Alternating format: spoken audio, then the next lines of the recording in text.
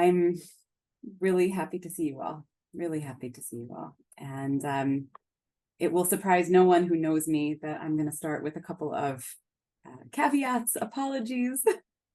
So one of these is that what I'm going to share with you is a modification of a talk that I gave at the University of Pennsylvania a couple of weeks ago, and woke up this morning very worried, obviously, because that's what I do, that I'm not saying anything new. So I apologize in advance if I'm just covering ground that you already know, but at least we'll get to look at some beautiful pictures and hear a little bit of music together.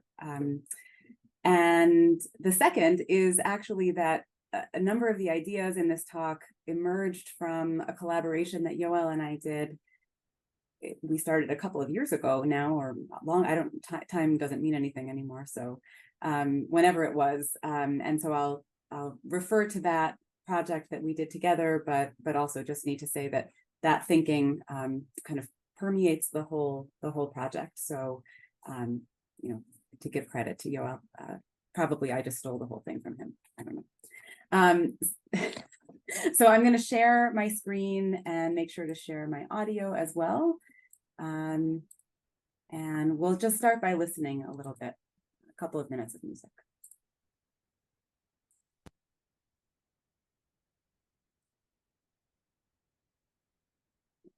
How do you do this? Slideshow. Yes, fine. Okay, here we go.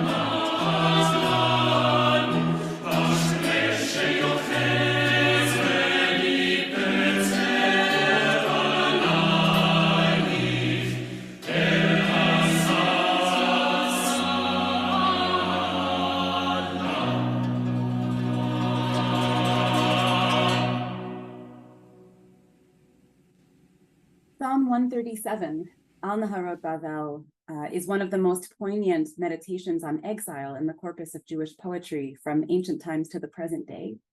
At the start of the poem, the author describes the Jews of the Babylonian exile abandoning their music making entirely as they hang their kinorot on the poplar trees by the river. Ech nashir et shir Hashem al admat nechar. How can we sing a song of the Lord on foreign soil? In exile, the poet suggests the Jews must silence their own music as a sign of mourning. And this notion resonates with other ideas in the Jewish tradition, recorded, for example, in the Talmud and Tractate Gittin, which records a prohibition on all music as a sign of mourning for the ancient temple. Given both the theme of Psalm 137 and this general principle that music must be silenced as a sign of mourning, it's ironic that this very psalm has been the source of so much music. Of special liturgical importance, of course, are verses 5 to 6, sung at many weddings, among other situations. Im eshkachech Yerushalayim tishkach imuni, tipak lishoni lechiki, im lo azkarechi, im lo a'alet Yerushalayim al rosh simchati. The polyphonic Hebrew compositions of Salomone Rossi, Hashirim Asher Lishlomo, published just over 400 years ago, have long been recognized as groundbreaking. Indeed, they are the first polyphonic Hebrew compositions ever written, apparently, and certainly ever published. And the publication proudly notes this when it proclaims itself Chadasha Ba'aretz. Even within this context, though, Rossi's setting of Psalm 137 stands out. It is, in effect, a statement of purpose for the entire collection. As the psalmist asks, how can we sing a song of the Lord on foreign soil? Rossi's compositions provide an answer. So what I'd like to offer is a reading of the Shirim Asher Lishlomo by reconsidering its framing and its purpose. While Rossi seems to stand out for his unique status as a composer of polyphonic Hebrew music, he existed within an extensive and rich culture of Jewish musicianship. He was among a number of Jewish musicians and dancing masters who stood at the forefront of artistic innovations in the most fashionable Italian styles. Yet Rossi's publication of Hebrew polyphony suggests that he and his collaborator, the rabbi, cantor, and prolific writer Leon Modena, understood this musical activity within the long arc of Jewish history.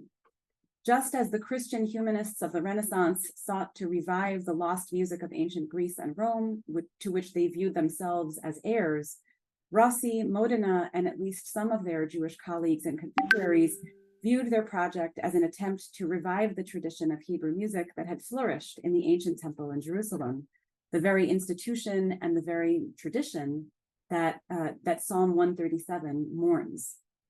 Modena claims that music was originally a Jewish art form, yet the Jews had lost their musical tradition over many centuries of oppression and wandering.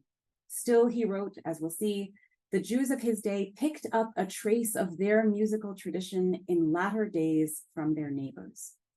In Modena's account, although the Shirim Asher Lishlomo adopted a musical style widespread among 17th century Christians, Rossi's works paradoxically represented an effort to bring what he viewed as advanced musical practice back into the sweep of Jewish life. The Shirim reclaimed music as a historic Jewish art and a site of national self-expression. Rossi was far from alone in his status as a Jewish musician, even as a professional musician. In an environment in which Jewish existence was comparatively stable, if still often precarious, many Jews in northern Italy found professional opportunities and success in the field of music. And here, maybe I'll just say a little bit about Rossi in case people aren't familiar with his biography. He lived and worked in Mantua during the Gonzaga reign in the early 17th century. He was a composer at the forefront of instrumental styles, and there's a strong tradition of Jewish musicians playing string instruments and actually innovating string instruments during this time. So thinking of the Amati family, which obviously has a Hebrew connection through their name, many other luthiers and instrument traders, instrument dealers, even instrument lenders and renters, people who would rent out instruments and rent out sheet music, were involved in string playing. So Rossi seems to have been part of that tradition. He never attained a formal steady position at the Gonzaga court in Mantua, but he was employed there on an ad hoc basis regularly enough that he was exempted from wearing the star, the badge that Jews were required to wear as a sign of their otherness. During Rossi's lifetime, the Mantuan ghetto was constructed and completed. So 1610 to 1612 is when the ghetto was created. It was created in the center of Mantua. So paradoxically, many ghettos existed at the center of the town, near one of the main churches, near the court. And that was almost it's Roberto Bonfil who suggests that is as a way of inscribing them into the topography of the city, into the landscape of the city as a negative model, but also allowing them to exist within the city rather than being exiled, which happened throughout, obviously the 15th and 16th centuries. So many of the Jews, for example, who were exiled from Spain in 1492 or Portugal in 97, moved to the Kingdom of Naples, but then the Kingdom of Naples and the Papal States also expelled the Jews in the mid-16th century. So there are, at the very least, within Mantua, Venice, Florence, other northern Italian cities, the Jewish communities had the opportunity to kind of stay put and to thrive in some ways, even as they experienced, harassments and threats and violence, forced conversion, and so on. So Rossi is part of this landscape, but is embedded in music making, both within the Jewish community and in the Gonzaga court and in the wider civic musical life. So across northern Italy, Jews found professional opportunities in the field of music. It's often thought that, Jews became bankers because they were restricted from other professions, but music and dancing were two of the professions where they were allowed, encouraged to participate. So that Jews performed as instrumentalists and singers. They taught those subjects to both Jews and Christians. They performed in private homes of both Christians and Jews. They participated in the busy field of instrument design and creation, also, as I said, serving as dealers and traders. Within their own communities, too, Jews cultivated music actively and extensively. These insider musical activities included authorship of Hebrew language, treatises on music, and the development of traditions of sung poetry and musical theater intended for insider audiences.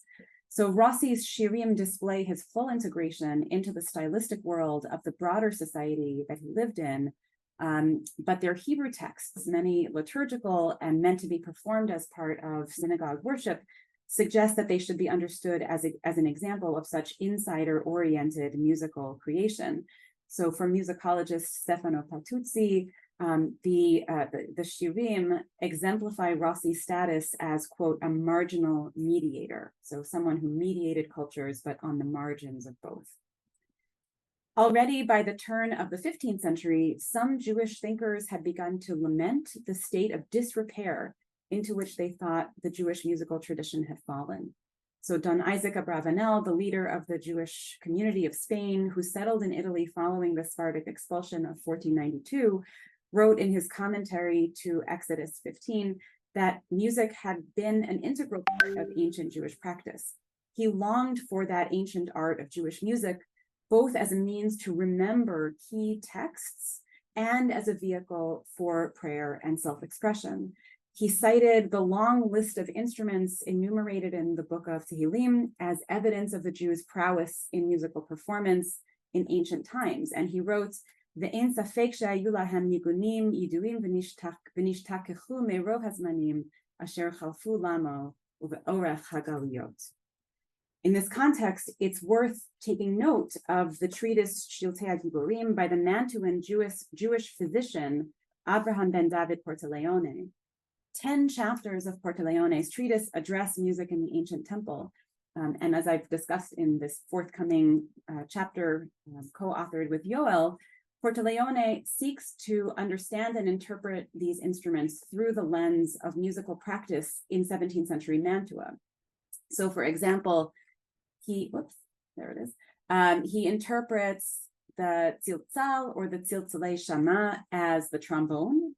He classifies the biblical keren in the same family as the pifero and the flauto, and he associates the nevel asor with the 10-course lute, asor being the Hebrew word, of course, for 10.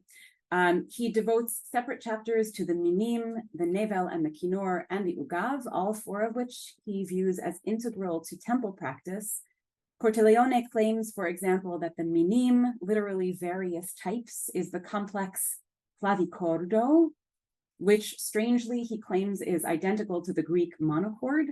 In light of his detailed description of the clavichord, we must assume that he understood what the clavichord was, and he was not confusing it with the monochord, but rather he was conflating it based on, it's really Yoel's idea that this is a far-fetched interpretation that uses an altikri approach, right? Don't read minim thus, rather read it thus. So he says that the Greek word monos, rather than meaning simply of one string, becomes the one instrument suitable for playing, for even with its many parts combined, it forms only one instrument with strings on it. Monos means singular or one, and corda meaning a string suitable for playing. So those are Portoleone's words.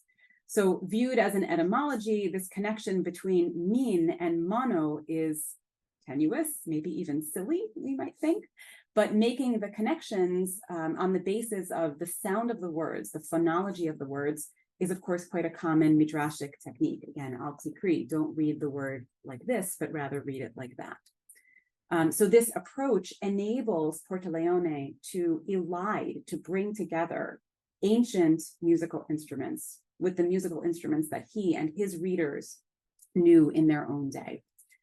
He also offers many other tenuous interpretations of ancient Jewish musical practice. For example, he suggests that staff notation and even intabulation of the 17th century was already found in the musical notation used in the ancient temple. And he describes precisely where in the ancient temple these notated part books or scores or intabulations would have been kept. So did Portoleone believe that these claims were historically accurate? Yoel and I argue that the very question of historical accuracy misses the point. Rather, what Portoleone sought was a reframing and reinterpretation of contemporary Italian musical life that connected it to a lost Jewish past.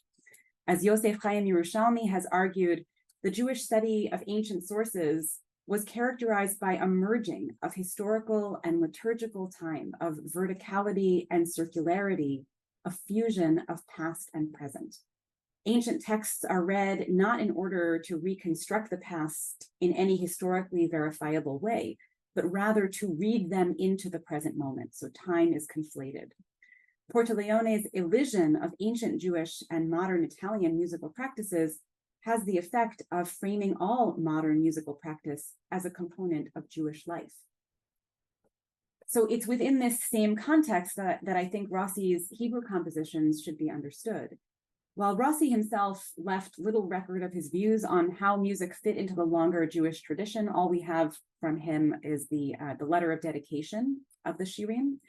His publication included 2 substantial documents by Leon Modena that shed light on this whole project. The first was a copy of a Jewish tshuva, legal responsum, that Modena had written in 1604 when he introduced improvised polyphony, probably the Mishorer tradition, into synagogue practice. The second was his newly written account of the compositional process of the Shirim and its justification within Jewish law and thought.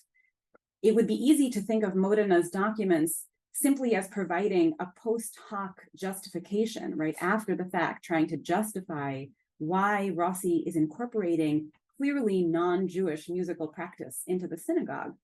But Modena nevertheless framed them as central to reviving this lost art of ancient music that had been the pride of the Jewish tradition. Modena's 1604 tshuva explains that as cantor of the synagogue in Ferrara, he had introduced improvised polyphony, sung to musical formulas which he calls arie, right? Like an aria being a kind of repeating melody that's used as a formula for poetic recitation. So he uses that word to describe what he's doing in the synagogues in Ferrara. He defended this practice despite the curtailing of music as a sign of mourning for the temple, on the grounds that it beautified the liturgy and therefore honored God. In the same tshuva, Modena also refers to another practice, singing beseder, in order, by which he probably meant singing composed music, compositions. So polyphonic works in which every voice is carefully written out in musical staff notation. That is a system of notation developed over centuries in association with the evolution of Christian musical styles. While Modena did not attempt introducing singing beseder into the synagogue in 1604, that very compositional innovation relying on notation was precisely what Rossi undertook in his Shirim as a project.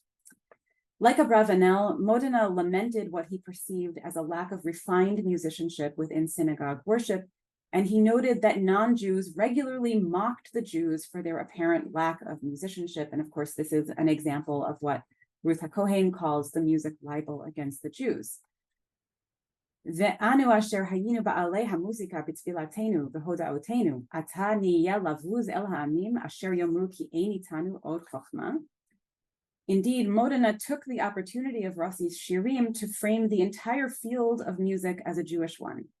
In Modena's understanding, it was time for Jews to reclaim their lost tradition and reassert their primacy in the practice of music. For Modena, there was an indelible link between Jews and music. This was attested throughout the Bible, and it was embodied in the figure of King David, whom God endowed with deep musical understanding. In seeking to promote what he saw as advanced musical practice among the Jews of Italy, Modena framed Salomone Rossi as a latter-day King David who had been graced with a similar level of understanding. And of course, even Rossi's first name positioned him as the heir to King David, by suggesting the connection to Shlomo HaMelech. Modena's preface to the Shirim creates a narrative of musical history that explicitly links Rossi's work to the lost art of music from the ancient temple. He wrote that David was responsible for promoting and advancing orderly music within the Jewish tradition, and he uses that same word that we saw earlier.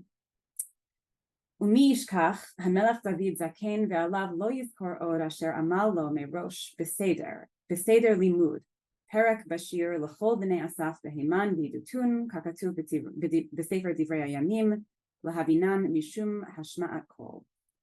So Modena's use of the word beseder echoes his description of musical composition as orderly, beseder. Through this link, he connects David's musical practice to Rossi's art. After establishing the wisdom of the ancients in the art of music, Modena takes up the narrative of loss adopted by Abravanel a century earlier. Maybe I don't have this, sorry. Achen, right, therefore, korot batenu hazarim uriyitanu dirahitna mefuzarim be'aratzot. V'yaldei hazman nochrim hispiku lahashkichan mikol deya ulahaviran mikol hasechel. Ki af Hashem haya ba'am v'zikehu v'yaskilehu bor reik mikol bina. Ve'af gam zot b'yotam be'eretz lo lahem abda mechachmat chachama. Yet in Modena's framing, the remedy to this loss was the study of the highest forms of music practiced in his own day in Italy.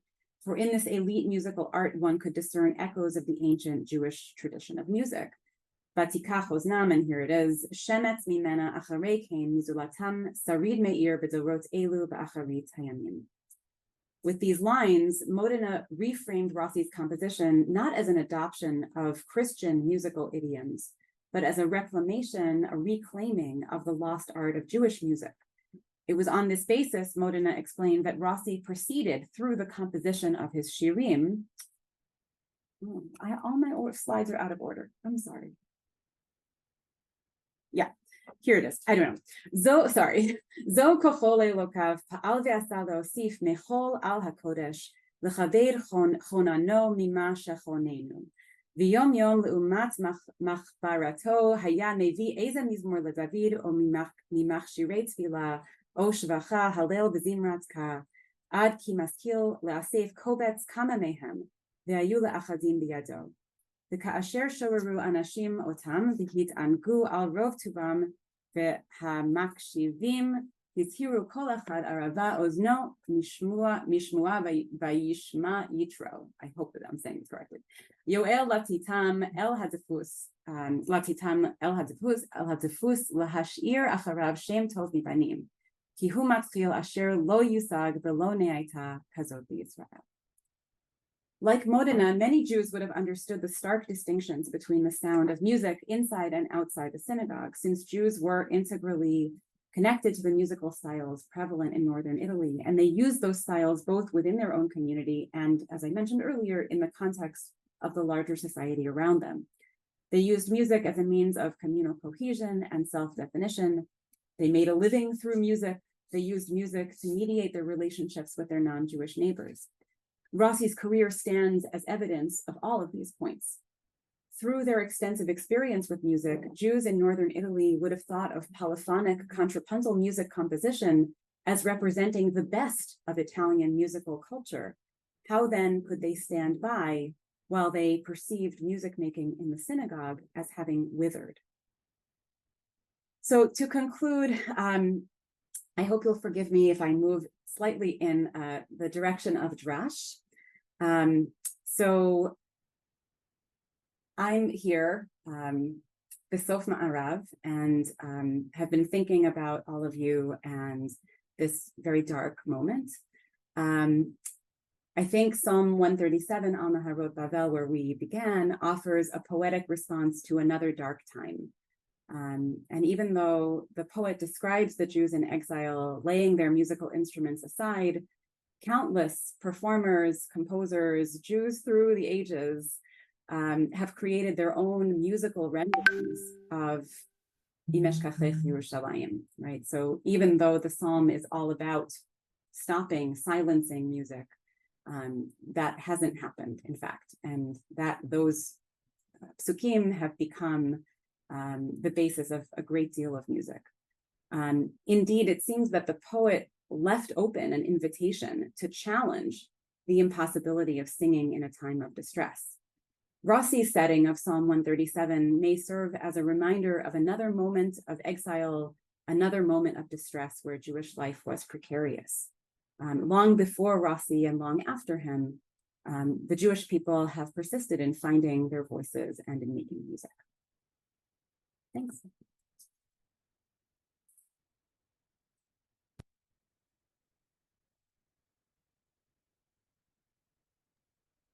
Thanks, Rebecca. That was terrific, as always. Let us start. Actually, I hope you don't mind if I take the first question. This is to everyone else, and whoever can open their, switch on their cameras, that will be appreciated. Rebecca, so this is really interesting, and particularly in this reframing of what was in a way standard practice at the time, and giving it a completely new meaning according to what they wanted the music to signify, and there's something very postmodern about that. Right? I mean, it's not about what the music is intended to be. It's not about where it comes from. It's about what it means to us. So there's something there which is both it connects with me to for me to reception theory, to postmodern ideas. And I was wondering if you could elaborate in that direction about perhaps maybe we could bring in some insights from those theories to inform your reading of Rossi. Yeah. There's something very postmodern about these ideas of Jewish history that were articulated for centuries, really. I think the idea, right, of linear time, time as an arrow, is a very modern idea. And it's sort of confined to, in some ways, to the 17th, not to the 17th, but to the 18th, 19th, and maybe the very early 20th century. I have the sense that that idea of time as an arrow, as opposed to time as a circle. So thinking about Carol Berger's reading, Bach's cycle of Mozart's arrow, that's the exception to the rule, as opposed to the norm. And I think in many ways, postmodernism is kind of a return to conceptions of time that where different moments are conflated. So, clearly the Jewish calendar and Jewish life has a cyclic aspect, maybe far more cyclic than like an arrow.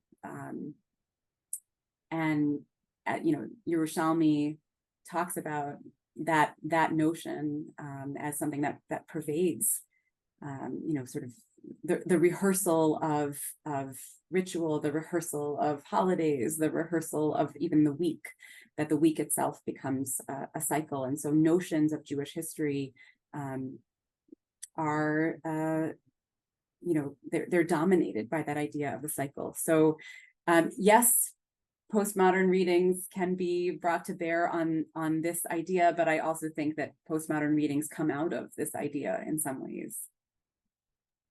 That's great. I mean, when you say that postmodernism is just returning to something old, you're waxing postmodern about postmodernism. I am. I'm also saying that postmodernism is, just a Jewish invention. Yeah, absolutely. Like everything else. Yeah. I also wanted to point out that besides Salomone de Rossi's name as the continuation of King David, is as Shlomo, which you mentioned, there's also the Shlomo min ha'adumim, which connects to David's hair color. So there you are. That's right. Yeah. Right. Are there any other questions out there? Yes, I would. Rafael. First of all, thank you so much. It is very, very interesting me. I think it's amazing. Also, your citation, and I have a question about the connection. Maybe the contact of Salomone Rossi to Rabbi Israel Najara, because I know Rabbi Israel Najara was know the culture and know contrapunct, and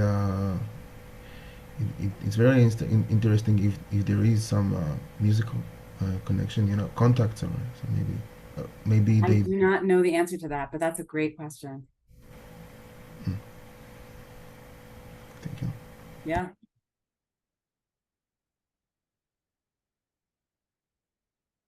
Rebecca, I was wondering if you could tell us a bit more, if there's any information about how it was performed at that time. Who were the singers? Something around that context. Yeah, we don't know a whole lot, but so I mean, there are a few different questions, right? One is what were they originally composed for, and two might be how they were actually used.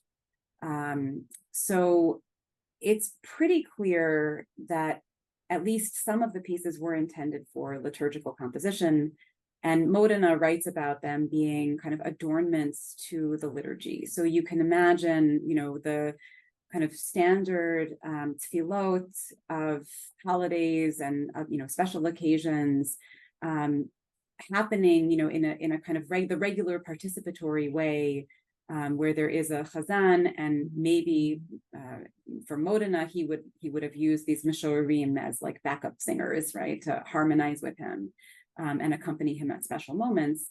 But then these Rossi compositions would be kind of inserted as little gems, little kind of moments of expanding the soundscape of the synagogue. There are spots in the Rossi compositions where he puts double bars, and that's an indication of a congregational response or of the insertion of chant, in the midst of the polyphony. So that's a pretty clear indication of liturgical usage. Aside from that, I mean, we don't know, in fact, if these were ever performed in synagogue. They were written and published for that, but were they actually used that way? We don't have any direct accounts of that. I think we have to assume that at least some of them were, like, why go to all this trouble otherwise? And Modena does talk about, as people listen and hear and they're delighted with them, but he's saying that, in the preface to the printed edition, is it clear that that's before or after people have already heard and used them? I think we just don't know. But I think it's also very possible that people would have used these in their homes too, because we know that polyphony was also often performed in homes. I mean, with the recording that we heard at the beginning is with a lute accompaniment or theorbo accompaniment. And that's, certainly how a lot of sacred Christian polyphony was performed in the home with instrumental accompaniment. men and women mixed, probably, where in the synagogue, we're probably talking about men and boys. So those are just some thoughts, but I do like to think about, Modena he just devoted his life to, guys, can't we get some music going here? So he founded an academy, and we have manuscripts where he's writing, Hebrew contrafacts of madrigals by like Orazio Vecchi and other, Italian, sort of leading Italian composers. I think that this has to be considered part of that. Like Modena was a driver, I think, of this whole project. And that's why he sort of inserts himself into it. So he describes himself as the proofreader and the copy editor and the cheerleader, and he's really devoted his time and all of his life and expertise to increasing this kind of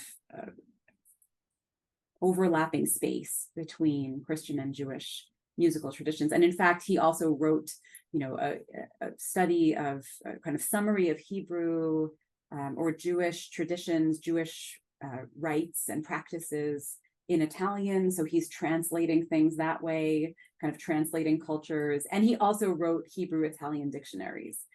So he was really interested in this idea of translating culture from Jewish tradition to something that other people would also understand.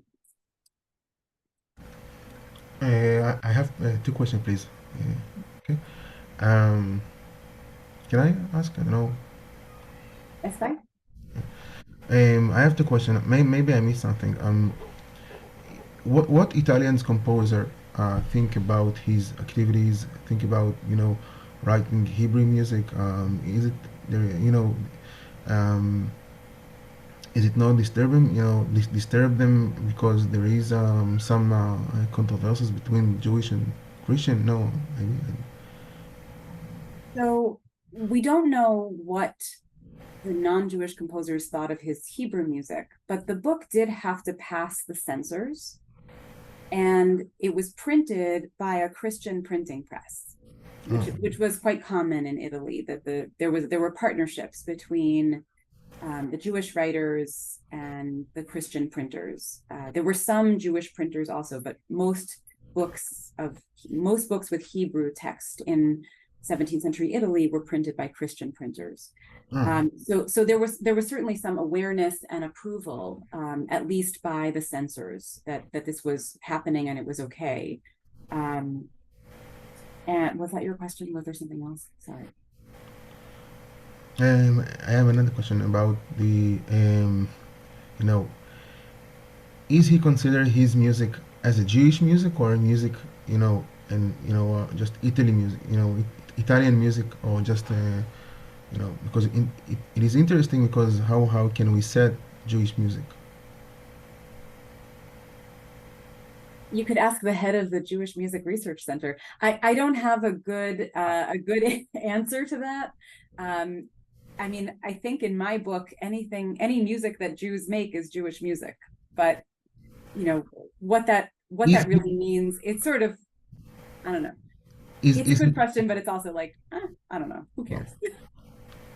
Well, but Rebecca, I mean, isn't that really your point, that Italian music is Jewish music, is what he's saying. So it can be Italian music because then it's Jewish music anyway. So I know, Odette, I'm so sorry. I see your hand is up. I'm gonna go off on a tangent for a second. So Yoel knows that back in late September, I was in a panel discussion about the St. John Passion of Bach.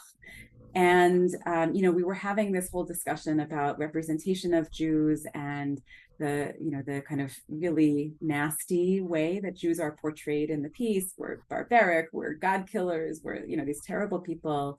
And yet there's so much beauty in this piece. And one of the panelists said something like, it's really wonderful that all the Jews are so forgiving and you're willing to still listen to this music and perform it. And my response to that was wait a second. So this is our music too. Like, even though it presents Jews in a very nasty way, Jews have been involved in performing and interpreting and reading and understanding the St. John Passion, at least since World War II, but really going back to the 19th century as well.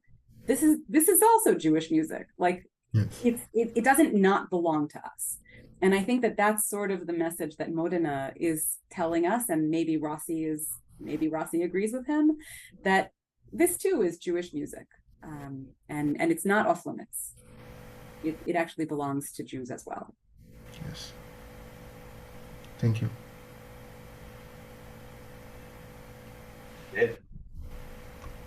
Yeah, can you hear me? Yeah. Yes. First of all, I apologize for the dramatic lighting, but I feel like it looks a little bit like a Jordi Savall CD cover art, so it's weirdly appropriate. Love it. I really enjoyed the discussion in response to Yoel's question of what Walter Benjamin called the homogeneous empty time versus cyclic messianic time, and I guess that relates a little bit to my question. It's gonna, and I hope it's okay, jump on a bit on your Drash bandwagon. Like I said, I was really caught during your talk by the use of the Hebrew word beseder, which for singing polyphonic music. First of all, because the way it echoes the idea of seder, order, which, and I guess this is my question, sounds like it's echoing the idea of cosmic order and music's role, like the ideology of the harmonia mundi. So I wonder if there's like this is also the way you understand the use of the seder to signify polyphonic music in these writings. And also I could not, and this is where my drash comes in, I could not think about the fact that currently in Israel, when we ask each other, how are you? Then we all reluctantly respond with this word, beseder, although no one and nothing is beseder, and I only now sort of, it put the seder for me kind of back in this are sort of not beseder, thinking how things are completely out of order. Sort of our harmonia mundi is kind of disrupted as well. So that also kind of echoed to me in the repetition of that word. So going back to my historical question, though, how do you understand, if at all, the relationship between this I don't want to answer the ideology? other question. Yeah, no, look, I hadn't thought of the connection to beseder, and we are also not, so going back to the technical question, I guess I had been thinking of beseder as related to counterpoint, specifically the kind of ordering, the way that voices are put in order, the way that they enter, the way that they fall out, the way that they interact, the way that they are built around one another, arranged, whether in sound or on the page. And there's another really beautiful line in the Modena, the preface, that I can't remember the Hebrew phrasing, but he actually really calls attention to the physical notation. And he says, an inkwell that may yet be seen in our day. Like, where is that coming from? This, like, a literate tradition, a written musical tradition, is really important to him. An inkwell, the idea that, like, that Rossi is almost acting like a scribe, like a sofer, and sort of transcribing something that had been oral and now is being put beseder, right, put into kind of contrapuntal order. The idea, the harmony of the spheres idea is really interesting, and it's not one that I'd thought of, but just the larger context is, clearly there's a lot of Platonist Kabbalah that's infusing certainly Modena's writings and many other sources. So, like, even Abravanel's son, Leone Hebreo, is a very important writer about kind of mysticism and the harmony of the spheres. So I think it's a great idea, and one that if you're not going to look into, I will. But it's really that's a really great point. And I'm sorry everything's out of order. I really am. Well, I'd love to hear what you come up with if you're going to pursue this. Thank you. You got it. I'll keep you posted. Wow. Roni? Or Inbar, whoever. One was first, I think. No, I just wanted to ask, following this interesting discussion, if it could be related to the prima practica as beseder. Yeah. It's interesting. The style, yes, it is a Christian style, and it's a prima practica style, but it's also much more homophonic than it is. We're not talking about Josquin style counterpoint. There are, like, you could hear even in the one piece that I played at the beginning, much more homophony than you might expect from liturgical church composition from this period. I mean, I think most people sort of say, yeah, it's just like conservative kind of 16th century motets, and maybe that's true, but that aspect of homophony, I think, is maybe that requires a little bit more unpacking, a little bit more thought. And I think it's also part of what leads groups like Apollo's Fire, whom we heard, to add lute accompaniment, because it feels like there's a lot of blank space in the pieces, that they ask for chords, they ask for kind of the articulation that a lute can offer, or even a harpsichord can offer. So I don't know, that's just a kind of amusing about that, but I'm thinking about it. So thank you so much. I'm also about to dive into Rossi's music for an assignment. So it would be interesting. Oh, so you should look up the Harmonia Mundi lead. Yeah. And I wanted to ask two questions that are in a way connected or disconnected. First, were there any objections to this kind of composing? Maybe it's a common knowledge, so I'm sorry if it's No, it's okay. because it does sound very like all the other Italian music that's going on there. And the other one was that I'm guessing this was something that was led by Modena, and was he like commissioning those pieces, or this was something that was voluntarily act by Rossi to like contribute to the Jewish community? Yeah. So to the first question, we don't know what the reception of these pieces was among, non-Jewish listeners, or even Jewish listeners for that matter. But, oh, sorry, I lost my train of thought. Hold on.